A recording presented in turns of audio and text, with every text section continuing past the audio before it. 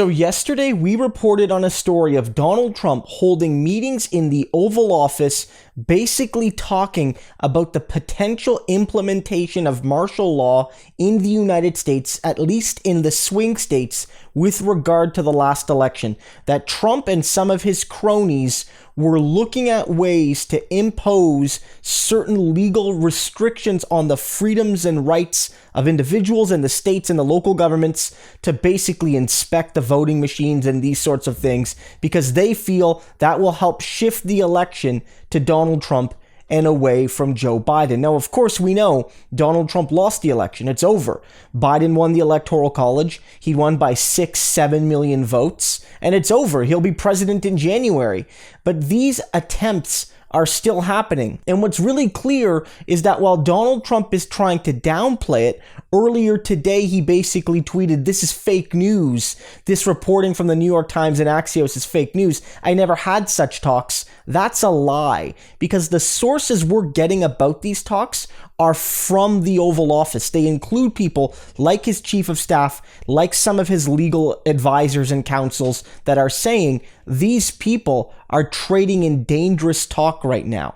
And I want to highlight that again, because this really is something that's so terrifying in the White House that even Trump's regular cronies are like, these new super cronies have gone too far. I'm going to read you some new reporting from Axios. It says here, there were, quote, raised voice levels and animated conversation during a chaotic Friday night meeting with President Trump in the Oval Office, a source familiar with the meeting tells Axios. As the New York Times first reported yesterday, the meeting included, at various times, Rudy Giuliani, Michael Flynn, Sidney Powell, and other conspiracy theorists. Chief of Staff Mark Meadows and General Counsel Pat Cipollone pushed back strenuously on some of the more far-out ideas, including impounding voting machines and making Powell special counsel for election fraud.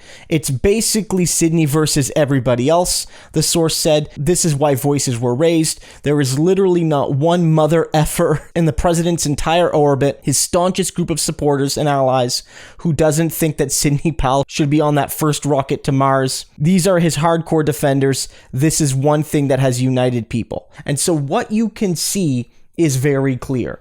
Trump continues to bring in anyone that'll validate his ego and his fantasy and his delusion. And if it's not his regular cronies, he'll bring in the super cronies. And if it's not the super cronies, he'll bring in the super duper cronies. Because remember, Sidney Powell was originally jettisoned back, in the days after the election because she was too extreme, and Rudy Giuliani and Jenna Ellis had to distance themselves from her. But now she's back because most people are trying to tell Donald Trump, sir, you lost, the election's over. And she continues to tell him what he wants to hear.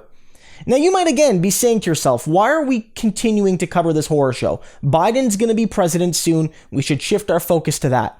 And I want to do that, and I have been doing that, but we can't ignore this. The Atlantic ran a really good piece today, basically saying that the best way to stop Trump from taking this unjust power is by reporting on it as seriously as you can, because it cannot just be treated as a joke or a grift, even if it is in part a joke and a grift. That you have to actually give it the seriousness, because if you don't, this will continue to happen. I want to read you a paragraph from that fantastic article. Our focus should not be on a debate about the proper terminology. Instead, we should react to the frightening substance of what we're facing, even if we also believe that the crassness and incompetence of the attempt may well doom it this time.